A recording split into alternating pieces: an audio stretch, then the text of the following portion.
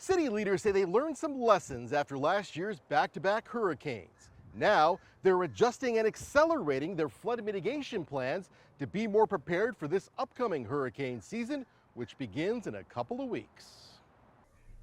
See the water level? Chief Plant Operator Craven Askew gave us a tour of the Northeast Water Reclamation Facility in St. Petersburg. Askew says storm surge from Hurricane Helene last year flooded the sewer plant's filter room. This pit completely took and got flooded, and you see the level that's actually on that wall. So what happened, all of our electrical valves that we're still waiting for, we're still running them in manual. You can see over here, the electrical panels, that all got completely destroyed.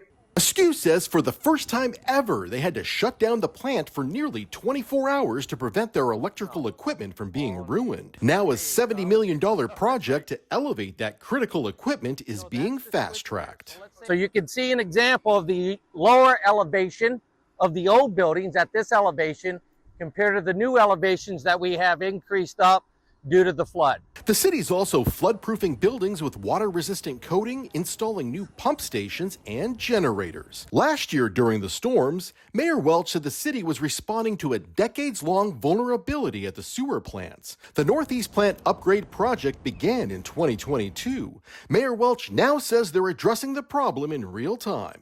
Now, some may ask, why did the city wait so long to act? And the fact is, we did not.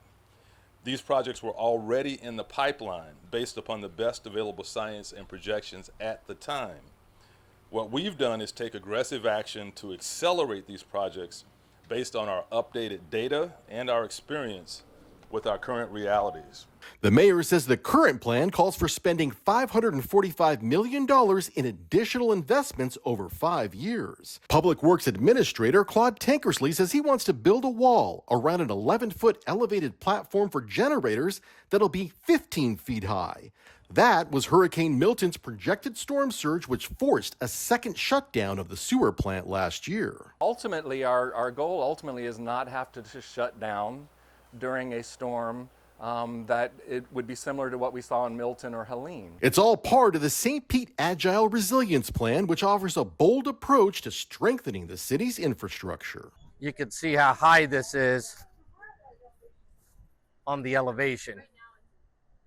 And I'm 5'7". Now, the city says the initiatives in SPAR are a direct result of the community's input and priorities following last year's back-to-back hurricanes.